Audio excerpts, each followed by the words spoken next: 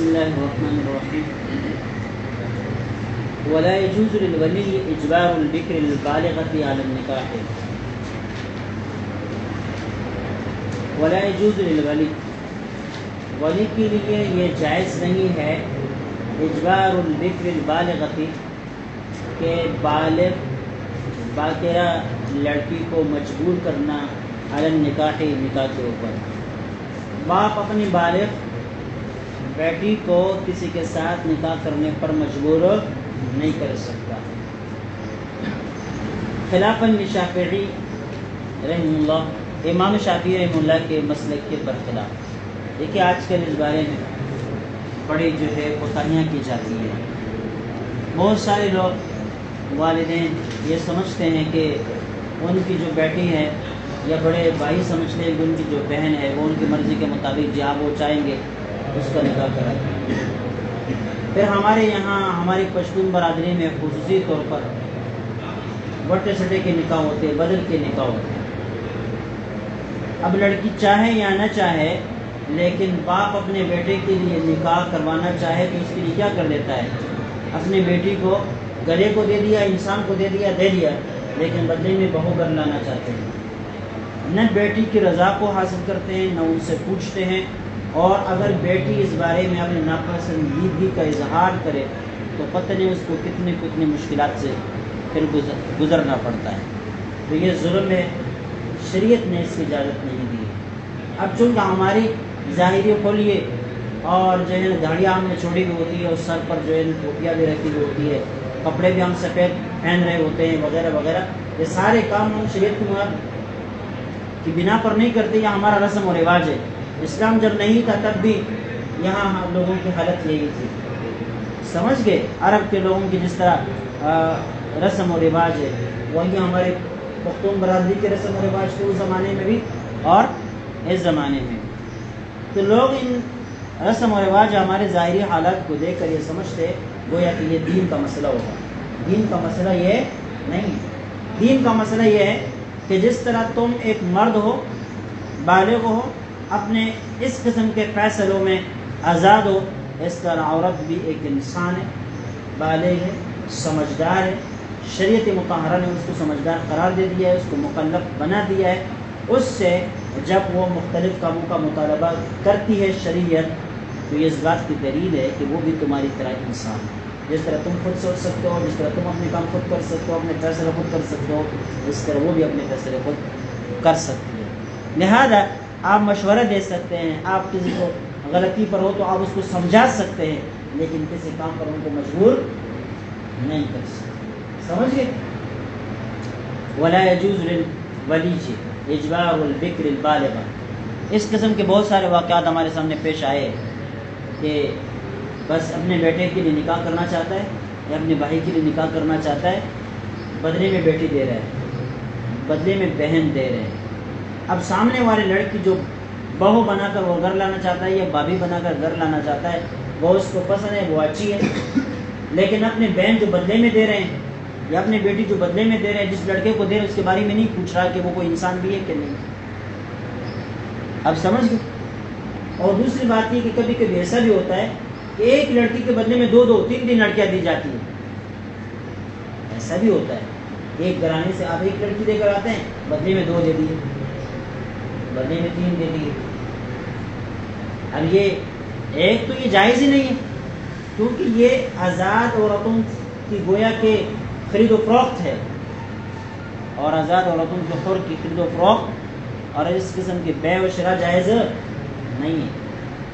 بہت سارے لوگ ایسا کیا کرتے ہیں کہ نکاح کے وقت جب اپنی بیٹی کا رشتہ دیتے ہیں تو جو سامنے والے آدمی سے یہ کہہ دیتے ہیں کہ بھائی فی الحال ہمارے خاندان میں کوئی ایسا لڑکا نہیں ہے جس کو رشتے کی ضرورت ہو، لیکن اگر ہمارے یہاں کوئی لڑکا ہوگا تو پھر تم ہی ان کو اپنے خاندان سے لڑکی دو گے. باقاعدہ نکاح کے وقت یہ شرطیں لگی جاتی ہے نکاحوں میں کہ فی الحال ہمیں کسی لڑکی کی ضرورت اس لیے نہیں ہے کہ ہمارے یہاں کوئی ایسا لڑکا ہے ہی نہیں، لیکن اگر مستقبل میں ہمارے خاندان میں ہمارے گھر میں کوئی بچہ پیدا ہوگا تو اس کے رشتے کی ذمہ داری کس پر ہوگی؟ جس کو لڑکی دے رہے ہیں اس کے اوپر ہوگی. بھائی لڑکا تمہارا ہے اور ذمہ داری کوئی اور لے رہا ہے. اب بات سمجھ میں آئی نہیں ہے؟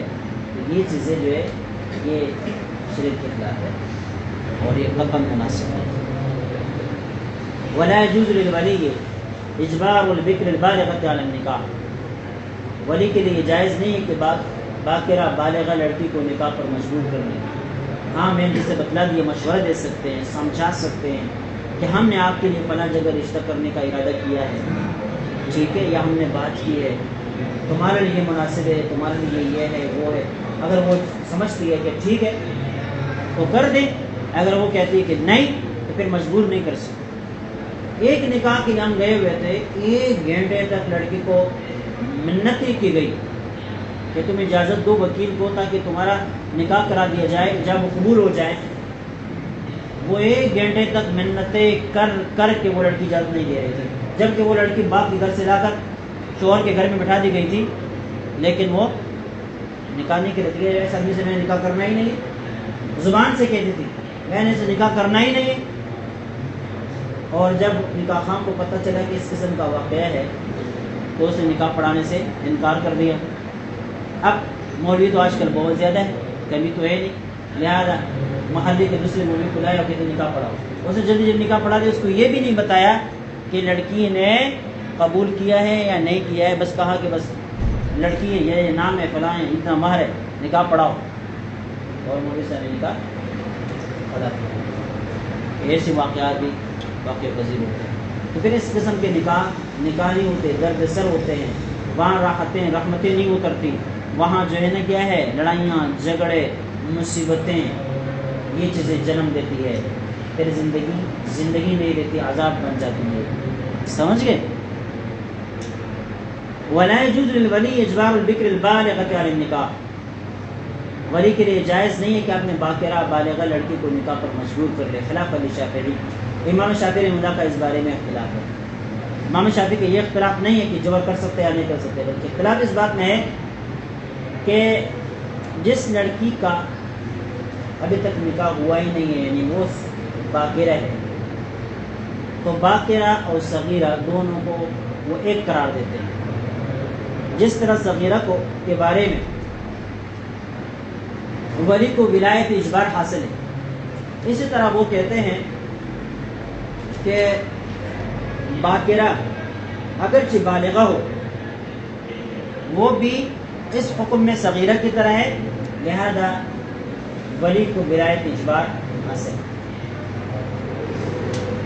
لہ الاعتبار بالصغیرہ, وہ اس باقرہ بالغہ لڑکی کو صغیرہ کے اوپر قیاس کرتے ہیں.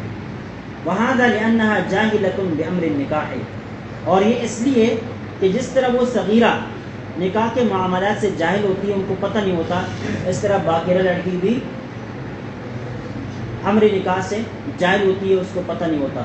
لہذا وہاں اس جہل کی وجہ سے باپ کو ولی کو ولایت اجبار حاصل ہے, تو یہاں پر بھی کیا ہوگا, ولایت اجبار حاصل ہوگا. یاد میں تجربہ, اس لیے کہ تجربہ نہیں ہے ان کا.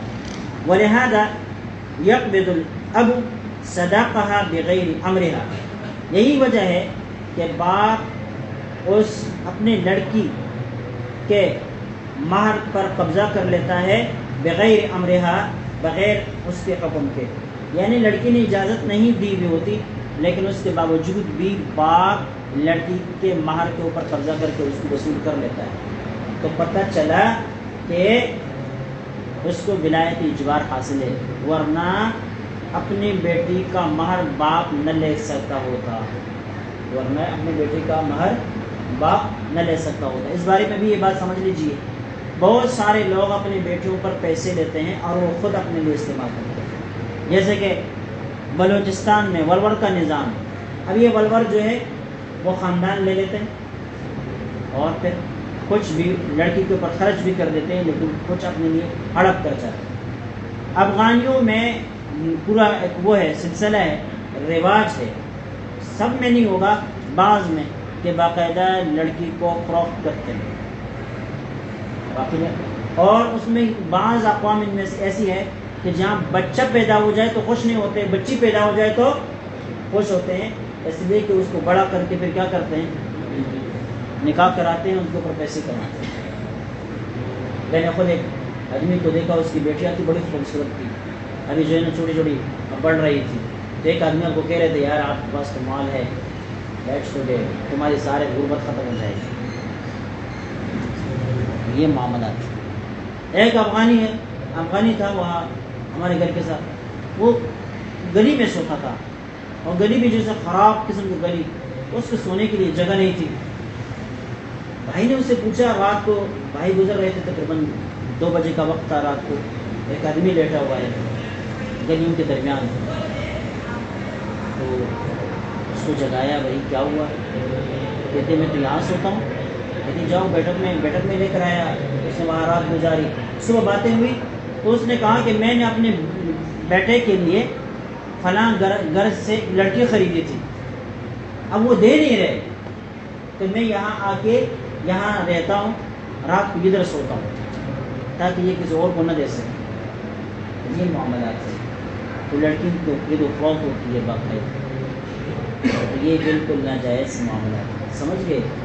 اب تو گھرانوں کو دیکھتے ہیں، کروڑ پر، 50 لاکھ پر، 2 کروڑ، 10 کروڑ تک لڑکی بکتی ہے. میرے بڑے بھائی کہتے ہیں، مجھ سے جو بڑے ہیں، کہتے ہیں فرید کالونی میں بہت پہلے کا واقعہ ہے، ایک لڑکی کا نکاح ہو رہا تھا تو اس کو پیسوں کے ساتھ تولا. ایک طرف پر لڑکی بٹھا دی اور دوسری طرف پر پیسے. جب دونوں کا پلہ بھاری ہو گیا تو پھر لڑکی کا نکاح کرایا. اور جب تک وہ پیسے کا وزن کم تھا تب تک وہ پیسے ڈالتے رہے، وہ اتنے بڑے جو ہے نا وہ بن گئے. اور جب پیسوں کا وزن لڑکی کے وزن کے برابر ہو گیا تب نکاح پڑا دیا. ایسا بھی ہوتا ہے. یہ سارے جو ہے یہ جائز معاملات ہیں. یہاں باپ جو اپنے بیٹی کے مال کے اوپر قبضہ کر رہا ہے، وہ صرف اور صرف اس کا وکیل بن کر اس کی اجازت سے کر رہا ہے. اس کا یہ مطلب نہیں کہ باپ اس کا مالک بن گیا ہے، بلکہ فقہائے کرام نے لکھا ہے کہ لڑکی والے اگر لڑکے والے سے یہ مطالبہ کرتے ہیں کہ جو مہمان آتے ہیں ان کا خرچہ تمہارے اوپر ہوگا، یا بارات کے نام سے آپ ہمیں پیسے دیں گے، تو یہ پیسے بھی رشوت کے زمرے میں آتے ہیں اور یہ بھی لینا ناجائز ہوتا ہے. اگر آپ اپنے آنے والے مہمانوں کی مہمان نوازی کر سکتے تو کرو، نہیں کر سکتے تو آپ کے اوپر لازم تو نہیں ہے، فرض تو نہیں ہے، شریعت کے خلاف تو نہیں ہے. لوگ اپنے حالات کو جانتے کہ یہ آدمی اس بوجھ کو نہیں برداشت کر سکتا، تو خواہ مخواہ رسم و رواج کی وجہ سے اپنے آپ کو مشکلات کے اندر ڈال کر قرض لے کر یا لڑکے والے سے ناجائز اور رشوت کے پیسے لے کر لوگوں کو دعوتیں کھلا رہے ہو، اس کی کوئی ضرورت نہیں ہے. سمجھ گئے؟ وَلَنَا أَنَّهَا قُرَّةٌ، ہم کہتے ہیں بھائی یہ آزاد عورت ہے. فَلَا يَكُونَ لِلْغَيْرِ عَلَيْهَا وِلَایَةُ الْإِجْبَارِ، لہذا کسی کو اس کے اوپر جبر کا حق حاصل نہیں ہے کہ اس کو کسی جگہ نکاح کرنے پر مجبور کر دے. وَالْوِلَایَةُ عَلَى الصَّغِيرَةِ لِقُصُورِ عَقْلِهَا، صغیرہ کے اوپر جو ولایت ہوتی ہے نا، امام شافعی نے کہا تھا کہ صغیرہ کے اوپر ولایت ہوتی ہے، لہذا باقیرہ کے اوپر بھی ولایت ہوگی. اور وجہ یہ ہے کہ دونوں ناتجربہ کار ہیں. تو حضرت نے اس کا جواب دیا، فرمایا وَالْوِلَایَةُ عَلَى الصَّغِيرَةِ بِقُصُورِ عَقْلِهَا، صغیرہ کے اوپر ولی کو جو ولایت اجبار حاصل ہوتا ہے وہ اس وجہ سے نہیں تو اس کا تجربہ نہیں ہے، بلکہ وہ اس وجہ سے کہ اس کی عقل اب قاصر ہے، کمزور ہے. ٹھیک ہے؟ وقت کمل بالبلوغ بدلیل توجہ الخطاب، اب بالغ ہونے کے بعد اس کی عقل کامل ہو گئی ہے. بدلیل توجہ الخطاب، اور دلیل یہ ہے کہ اب بالغ لڑکی کے اوپر شریعت کے احکام لاگو ہو جاتے ہیں، وہ شرعی احکام کا مخاطب بن جاتی ہے.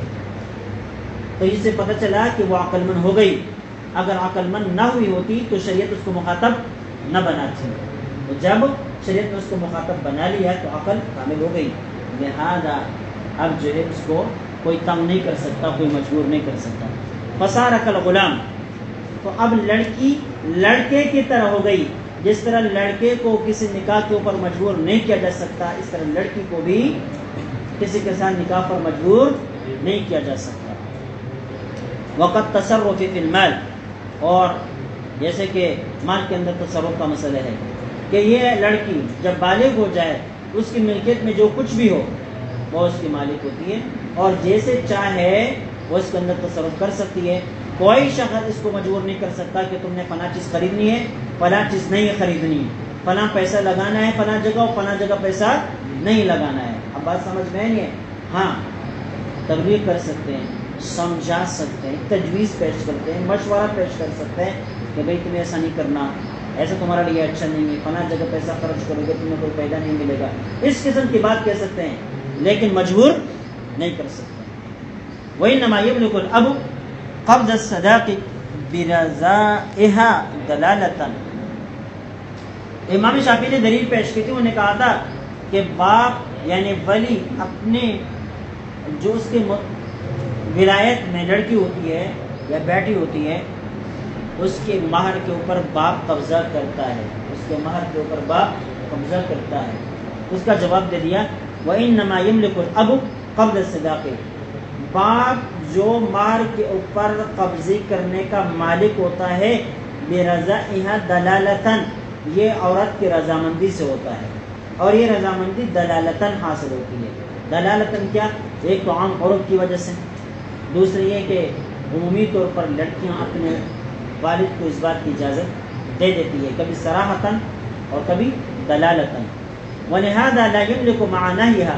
یہی وجہ ہے کہ اگر یہ بیٹی اپنے باپ سے کہے کہ میں تو نکاح کر دیتی ہوں فلاں آدمی کے ساتھ اور اتنا مہر ہم نے مقرر کیا ہے لیکن تم نے اس سے 1 روپے بھی نہیں لینا, یا اگر وہ تمہیں پیسے دے دے, مہر میرا دے دے, تو تمہیں اس کے اوپر قبضے کرنے کی اجازت نہیں ہے, تو پھر اس صورت میں باپ نہیں لے سکتا.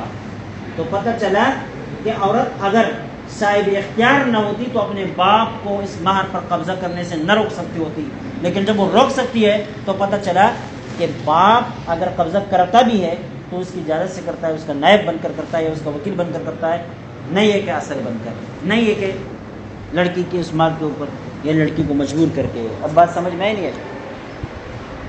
ہمارے یہاں بھائی وٹے سٹے کے نکاح شغار کے زمرے میں آتے ہیں, اور اسے کئی دلائل ہیں. میں نے اس کے اوپر تھوڑا چھوٹا سا کتابچہ بھی لکھا تھا لیکن گم ہو گیا ہے.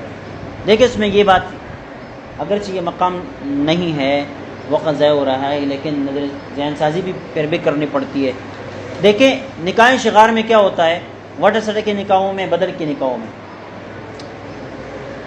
اس میں ہوتا یہ ہے کہ لڑکی لڑکی کے بدلے میں دی جاتی ہے, لڑکی لڑکی کے بدلے میں دی جاتی ہے. ہوتا ہے ایسا نہیں ہوتا؟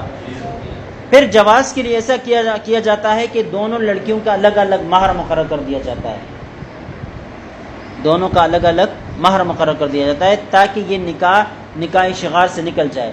اس لیے کہ نکاح شغار کی جو تعریف فقہاء کرام نے کی ہے وہ یہ کی ہے کہ نکاح شغار وہ ہوتا ہے کہ لڑکی لڑکی کے مقابل میں ہو اور درمیان میں مہر نہ ہو, کسی لڑکی کا الگ طور پر مہر نہ ہو, بلکہ ہر ایک لڑکی دوسری لڑکی کا مہر بن جائے, ہر ایک لڑکی دوسری لڑکی کا مہر بن جائے. تو اس کو نکاح شغار کہتے ہیں. ہمارے یہاں اس نکاح شغار کی اس تعریف سے بچنے کے لیے کچھ نہ کچھ مہر مقرر کر دیا جاتا ہے تاکہ نکاح شغار کی تعریف سے نکل جائے. بھائی دیکھیں وہ مہر صرف فرضی ہوتا ہے, بھائی دیا نہیں جاتا, بہت کم دیا جاتا ہے. کیوں؟ اگر ایک لڑکی اپنے شوہر سے اپنے مہر کا مطالبہ کرتی ہے تو بدلے میں جو لڑکی گئی ہوئی ہوتی ہے وہ بھی اپنے شوہر سے پھر مہر کا مطالبہ کرتی ہے. لہذا یہ بچی یا یہ لڑکی اپنے بھائی کی خاطر اپنے شوہر سے مہر نہیں مانگتی, اس لیے کہ وہ یہ سمجھتی ہے کہ اگر میں اپنے شوہر سے مہر مانگوں گی تو میرے بدلے میں جو لڑکی ہے وہ میرے بھائی سے مانگے گی. سمجھ گئے؟ لہذا دو طرفہ مہر ادا نہیں کیا جاتا. ایک دوسری بات یہ ہے کہ جو مہر مقرر کر دیا جاتا ہے وہ لڑکی کے اصل مہر کی نمائندگی نہیں کرتا. وجہ, اگر آپ اپنی لڑکی بغیر بدل کے دیتے ہیں تو آپ اتنے مہر پر کبھی نہیں دیں گے جتنے کہ ابھی آپ نے بدل کی صورت میں دے دی ہے. بدل کی صورت میں آپ اپنی لڑکی 50,000 روپے مہر پر بھی دینے کے لیے تیار ہے, لیکن اگر اس لڑکی کو آپ بغیر بدل کسی کو دیتے تو پھر آپ 5 لاکھ پر بھی تیار نہیں ہوتے. تو آپ جو 5 لاکھ سے 50,000 پر آ گئے ہیں, کیوں آئے ہیں؟ اس لیے آئے ہیں کہ بدل میں لڑکی مل رہی ہے. یہ جو 50,000 روپے تم نے مہر مقرر کر دیا ہے یہ کوئی حقیقی مہر نہیں ہے, یہ کوئی حقیقی مہر نہیں ہے. حقیقی مہر وہ ہے کہ جب تم یہ لڑکی بغیر بدل کے دیتے اور تم وصول کرتے, تم مقرر کرتے, وہ مہر اصلی ہے. سمجھ گئے؟ تو تم نے جو اتنا کم کر دیا کس کے بدلے میں کم کر دیا؟ لڑکی کے بدلے میں. تو لڑکی کی خرید و فروخت نہیں ہے.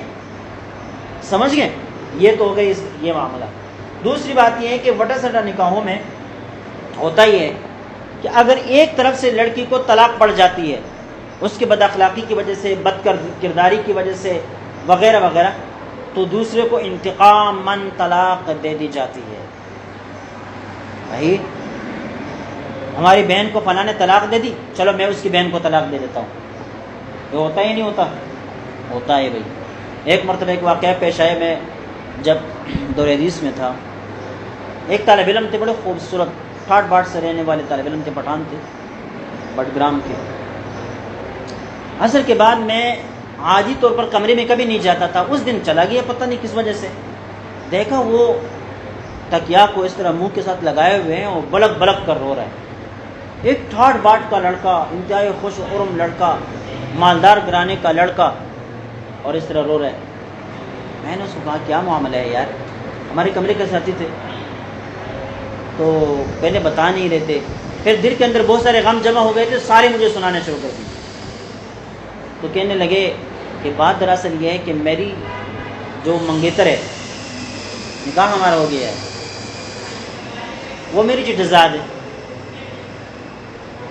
اب وہ میری بہن نہیں تھی، تو میری اس نکاح کے بدلے میں میرے دوسرے چچا نے اپنی بیٹی دی ہے اس چچا کو، اور ایک اور رشتہ بتایا کہ یہ 3 رشتے ہیں، ایک ہی لڑکی اس کے اندر ہے، یعنی اس کے بدلے میں انہوں نے مجھے لڑکی دی ہے، میرے بدلے میں اس چچا نے دی ہے، اور پھر بتا رہے کہ اس کو اس چچا نے دی ہے۔ اس طرح ایک گیدرنگ جس کو کہتے ہیں وہ بن گیا ہے۔ اب کہتے ہیں کہ ان 2 چاچاؤں کے درمیان اختلاف آ گیا ہے، لڑائی آ گئی ہے، عداوت و دشمنی یہاں تک پیدا ہو گئی کہ وہ دوسرے کو مارنے پر تلے ہوئے ہیں، لہٰذا وہ مطالبہ کر رہے ہیں کہ تم جو ہے نا ایک دوسرے کی لڑکیاں چھوڑ دو۔ اب جب وہ ایک دوسرے کی لڑکیاں چھوڑ دیں گے تو پھر مجھ سے بھی مطالبہ ہو رہا ہے کہ میں بھی اس کی لڑکی چھوڑ دوں، کیونکہ ہم نے تمہارے بدلے میں اپنی لڑکی دی ہے، لہذا اگر وہ ہماری لڑکی چھوڑیں گے تو تمہیں ان کی لڑکی چھوڑنا پڑے گی۔ اب دیکھیں، نکاح شادی سے پہلے یہ معاملات، تو یہ واقعہ ہوتا ہے۔ دوسری بات اس کے اندر یہ ہوتی ہے کہ اگر ایک طرف سے لڑکی کوئی بد اخلاق ہے، بد زبان ہے، بد کردار ہے، اور اس کی وجہ سے شوہر اس طرح تھوڑی سی سختی کرتا ہے، یا شوہر کے گھرانے والے سارے ان کے اوپر نظر رکھتے ہیں، سختی کرتے ہیں یا کوئی شک کرتے ہیں، تو اس کے بدل میں جو دوسری لڑکی ہوتی ہے وہ بہت با اخلاق، با کردار، پاک صاف، پاک دامن ہونے کے باوجود بھی انتقاماً سختیوں سے گزارنا ہوتا ہے کہ بھائی ہماری بہن کے ساتھ تمہارا بھائی اتنے سختی کرتا ہے، یہ کرتا ہے، تمہاری ماں ان کے ساتھ سختی کرتی ہے، لہٰذا تم بھی یہاں پر شہزادی بن کر نہیں رہو گی، خواہ مخواہ پھر اس کو تنگ کرتے ہیں۔ چوتھی برائی اس کے اندر یہ ہوتی ہے کہ بعض عورتیں اپنے شوہر کے ساتھ بہت اچھی رہتی ہیں، خوش ہوتی ہیں، وہ بہت کم اپنے میکے جاتی ہے، یا جاتی کچھ دنوں کے لیے، یا ایک صبح چلی گئی، شام کو واپس آ گئی، رات کو واپس آ گئی، اس قسم کی ہوتی ہے۔ لیکن بدن کی رشتوں میں پھر کیا ہوتا ہے، اگر ایک لڑکی اپنے والدین کے گھر زیادہ دن گزارتی ہے تو دوسرے کو بھی خواہ مخواہ اپنے والدین کے گھر زیادہ دن گزارنے پڑتے ہیں۔ وجہ اس کی یہ ہے کہ اگر وہ اپنے شوہر کے پاس جاتی ہے تو سارے لوگ اس کو کیا ہے، تانے دینا شروع کر دیتے، تمہیں بڑی جلدی ہے، وہ تو گھر کے اندر ابھی تک بیٹھی ہوئی ہے اور تم خواہ مخواہ جا رہی ہو۔ اب بات سمجھ میں نہیں ہے، لہذا اب وہ یہاں پر بھی انتقام کا نشانہ بنتی ہے، اور وہ اپنے شوہر کے پاس بھی اپنی رضامندی سے نہیں جا سکتے۔ تو یہ ساری چیزیں ہماری جو ہے یہ بدل کی نکاحوں میں، وٹا سٹا کی نکاحوں میں ہے، لہذا جہاں تک آپ سے ہو سکتا ہے ایسے اجتناب کرنا چاہیے، لوگوں کو بتلا دینا چاہیے، یہ شغار ہے، نکاح شغار ہے، اور اس کے اندر جو مہر مقرر کر دیا جاتا ہے وہ صرف بہانہ ہے، وہ صرف کیا ہے، بہانہ ہے۔ ائمہ ثلاثہ کے نزدیک نکاح شغار مہر مقرر کرنے کے باوجود بھی جائز نہیں ہے۔ احناف کے نزدیک جائز تو نہیں، لیکن اگر کسی نے کر دیا تو نکاح ہو جائے گا، کسی نے کر دیا نکاح ہو جائے گا۔ اس کی وجہ یہ ہے کہ یہ شرط فاسد ہے، اور شرط فاسد کی وجہ سے نکاح فاسد نہیں ہوتا، نکاح ہو جائے گا لیکن ایسا کرنا نہیں چاہیے. سمجھ گئے؟ اللہ اکبر کبیرہ. قال فاستأذنها الولی، جب اس لڑکی سے ولی اجازت مانگے کہ تمہارا نکاح فلاں کے ساتھ کرنا ہے، آپ اجازت دے دیں. فسکتت او ضحکت، وہ خاموش ہوئی یا ہنس پڑی. فهو اذن، تو اس کا یہ خاموش ہونا اور یا اس کا یہ کیا ہنسنا اجازت ہے. لقول علیہ السلام، اس لیے کہ پیغمبر علیہ السلام فرماتے ہیں البکر تستأمر فی نفسها، کہ باکرے سے اس کی نفس کے بارے میں پوچھا جائے گا، اس سے سوال ہوگا. فإن سکتت فقد رضیت، اگر وہ خاموش ہو گئی تو گویا کہ اس کی یہ خاموشی اس کی رضامندی ہے. وَلِأَنَّ جِهَةَ الرِّضَا فِيهِ راجحہ، دوسری بات یہ ہے کہ اس خاموشی میں اس کی رضامندی کی جہت جو ہے وہ راجح ہے. کیوں؟ لِأَنَّهَا تَسْتَحْيِي عَنْ إِظْهَارِ الرَّغْبَةِ لَا عَنِ الرَّدِّ، اس لیے کہ اگر انکار کرنا ہوتا نا تو خاموش نہ ہوتی، اس لیے کہ انکار کرنا تو کوئی مشکل نہیں ہوتا، ٹھیک ہے، لیکن اظہار کرنا، اپنے رغبت کو ظاہر کر دینا، یہ لڑکی کے لیے مشکل ہوتا ہے، اس سے وہ شرماتی ہے، لہذا اس کی خاموشی اس کی رضامندی کی دلیل ہے. وَالذِّعْنُ أَدَلُّ عَلَى الرِّضَا مِنَ السُّكُوتِ، اور ہنسنا تو سکوت سے بڑھ کر رضامندی پر دلیل ہے. اس لیے کہ ہنسی کب آتی ہے؟ جب کسی چیز کو انتہائی خوش، اچھا، بہتر، فطرت اور اپنے خواہش کے مطابق دیکھے تو انسان فرتے خوشی سے ہنس پڑتا ہے، تو گویا یہ ہنسی تو یہ اس کی رضامندی کی دلیل ہے. بخلاف ما اذا بکت، بخلاف اس صورت کے کہ جب وہ رونے لگے، بخلاف اس صورت کے کہ جب وہ رونے لگے. لأنه دلیل السخط والکراہہ، اس لیے کہ یہ ناراضگی اور کراہیت کی علامت ہے، دلیل ہے. وقیل اذا ضحکت کالمستہزئۃ بما سمعت لا یکون رضا، بھائی ہنسنے کی بھی دو قسمیں ہیں، بلکہ صرف ہنسنے کی بھی نہیں، رونے کی بھی دو قسمیں ہیں. بات سمجھ میں نہیں آئی؟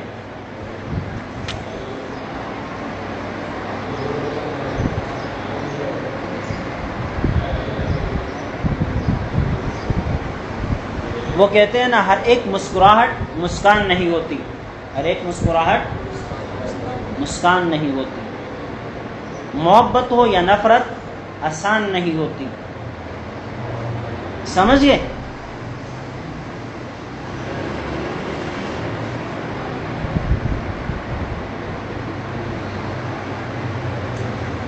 تو اس میں کیا ذکر کیا کہ بھائی ہر مسکراہٹ، ہر ہنسنا یہ رضامندی کی دلیل نہیں.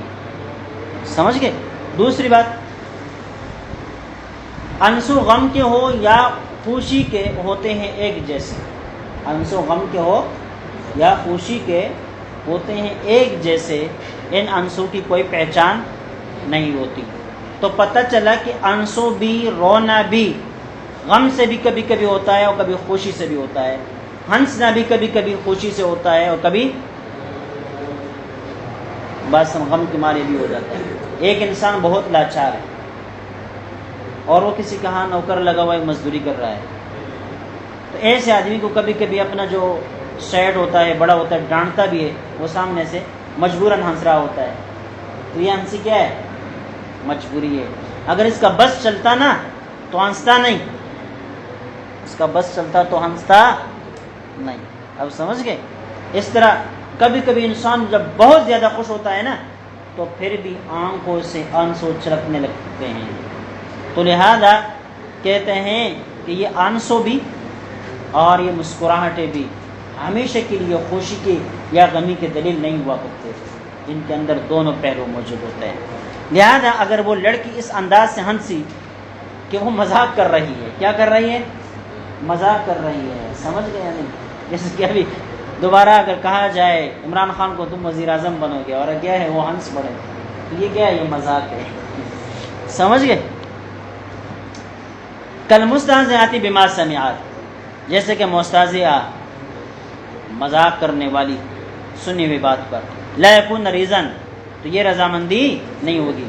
وَإِذَا بَكَتْ بِلَا صَوْتٍ، اور جب بغیر آواز کے روئے لم یکن ردن تو یہ رد نہیں ہوگا، ورنہ اگر رد کرنا ہوتا تو بلک بلک کر ہوتی، سمجھ گئے؟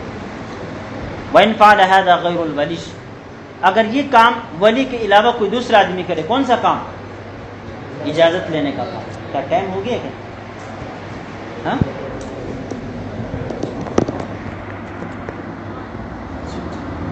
یہ کسی گھڑی آگے ہے، 5 منٹ آگے رکھا۔ وَإِنْ فَعَلَ هَذَا غَيْرُ الْوَلِيِّ، اگر یہ کام جو ہے ولی کے علاوہ کوئی دوسرا آدمی کرے، یعنی استعمر غیر الولی ولی غیرہ اولا منہ، یعنی ولی کے علاوہ کوئی دوسرا آدمی اس لڑکی سے اجازت چاہے، او ولی غیرہ اولا منہ، یا ولی اجازت لے لے لیکن اس سے بڑھ کر قریب ترین ولی موجود ہے، مثال کے طور پر باپ موجود ہے اور دادا کیا لے؟ اجازت لے، لم یکن رضا حتی تتکلم، تو جب تک وہ اپنی زبان سے بولے گی نہیں تب تک اس کی رضامندی۔ اب بھائی اٹھتا ہے بہن کا نکاح کرا دیتا ہے، ماں اٹھتی ہے اپنے بیٹی کا نکاح کرا دیتی ہے، اب بس چچا اٹھتا ہے اپنے بھتیجے کا نکاح کرا دیتا ہے، اور بھتیجی کو، بھائی کو، بہن کو اور بیٹی کو بولنے کا کوئی حق نہیں دیا جاتا۔ بھائی جب تک یہ رضامندی کا اظہار اپنی زبان سے نہ کرے، ان کی خاموشی بھی دلیل نہیں، ان کا رونا بھی دلیل نہیں، اور ان کا ہنسنا بھی اس صورت میں دلیل نہیں۔ لأن هذه السکوت لقلة الالتفات الى کلامه، اس لیے کہ یہاں خاموش ہونا اس وجہ سے نہیں ہے کہ وہ ان کاموں کے اوپر خوش ہے، بلکہ اس وجہ سے کہ تم کون ہو میرے نکاح کرانے والا، میں تمہیں کیوں جواب دوں، میں تمہیں کیوں جواب دوں۔ یہ ہے شریعت کہ لڑکی کو، انسان کو اتنی اہمیت دی ہے، ہر ایک فرد کو، کہ وہ دوسرے کو اس نظر سے دیکھ سکتا ہے کہ تم کون ہو میرے فیصلے کرنے والا، تم کون ہو میرے فیصلے کرنے والا۔ فلم یقع دلالۃ علی الرضا، لہذا یہ رضامندی پر دلیل نہیں ہے۔ ولو وقع، اگر سکوت دلالتاً ہو بھی، وہ محتمل، تو پھر اس کے اندر احتمال ہے۔ والاکتفاء بمثلہ الحاجہ، اور احتمالی چیز کے اوپر جو اکتفا کیا جاتا ہے وہ ضرورت کی وجہ سے کیا جاتا ہے۔ ولا حاجت فی حق غیر الاولیاء، ولی کے علاوہ غیر کے حق میں تو کوئی یہاں ضرورت بھی نہیں، لہذا باپ کے حق میں یہاں ضرورت ہے تو ہم نے مان لی، ان کی خاموشی کو دلیل سمجھا، ان کے ہنسنے کو ہم نے دلیل سمجھا، سمجھ گئے۔ لیکن باپ کے علاوہ دور کا ولی یا جو ولی ہے ہی نہیں، وہ اگر اجازت لیتا ہے اور لڑکی اس بارے میں خاموشی ظاہر کرتی ہے تو یہ رضامندی کی دلیل نہیں ہے۔ اللہ بخلاف ما اذا كان المستعمر رسول الولی لانه قائم مقامه، البتہ اگر ولی نے کوئی قاصد بھیجا، جا کے لڑکی سے کہا باپ نے کہ تمہارا باپ کہتا ہے کہ میں تمہارا نکاح فلاں سے کر دیتا ہوں، آپ اجازت دے دیں، سمجھ گئے، میں تمہارے باپ کی طرف سے قاصد بن کر آیا ہوں، باپ کا پیغام لے کر آیا ہوں، تو ایسی صورت میں اوپر کی جتنے بھی خوشی کی علامتیں گزر گئی وہ سارے کے سارے یہاں فٹ ہوں گی۔ اب اگر یہ خاموش ہو گئی تب بھی رضامندی ہے، ہنس پڑی تھوڑی سی تب بھی رضامندی ہے، ٹھیک ہے، لیکن اگر بلک بلک کر روئی یا مستہزئاً روئی، ہنسی، تو اس صورت میں کیا ہوگا؟ رضامندی نہیں ہوگی۔ وتعتبر في الاستعمار تسمیۃ الزوج على وجه تقع به المعرفة لتدر رغبتها فيه من رغبتها عنه، اجازت لڑکی سے اس انداز سے لے لی جائے گی اور اس کے سامنے شوہر کا اس طرح تذکرہ کیا جائے گا کہ جس کے ذریعے سے وہ جان سکے، پہچان سکے کہ وہ کون ہے جس کے ساتھ میرا نکاح کرایا جا رہا ہے، سمجھ گئے۔ تسمیۃ الزوج علی وجہ، شوہر کا اس طرح اس لڑکے کا اس انداز سے تذکرہ کیا جائے گا، تقع به المعرفۃ، جس کے ذریعے سے پوری طرح معرفت واقع ہو جائے، لتظہر رغبتها فیہ، تاکہ اس لڑکی کی رغبت اس لڑکے میں ظاہر ہو جائے، من رغبتها عنہ، اس سے اعراض، روگردانی اور پہلو تہی کرنے سے۔ بھائی لفظ رغبت کے سلسلے میں فی بھی آتا ہے، الا بھی آتا ہے، اس صورت میں اس کا مطلب ہوتا ہے رجحان، رغبت الی، رغبت الی، میرا اس کی طرف رجحان ہوا، یا رغبت الی فلاں اس کی طرف مائل ہو گئی، رغبت فی فلاں میں وہ دلچسپی لیتی ہے، اور رغبت عنہ اس سے اعراض کیا، منہ موڑا، پہلو تہی کی، تو یہاں دونوں پہلو موجود ہے، ایک رغبت کا پہلو بھی موجود ہے اور اعراض کا پہلو بھی موجود ہے، لہذا اس انداز سے اس لڑکے کا تذکرہ کر دینا چاہیے جس کے ذریعے سے پتہ چل جائے کہ یہ لڑکی اس میں رغبت رکھتی ہے یا اس سے اعراض کرتی ہے. سمجھ گئے؟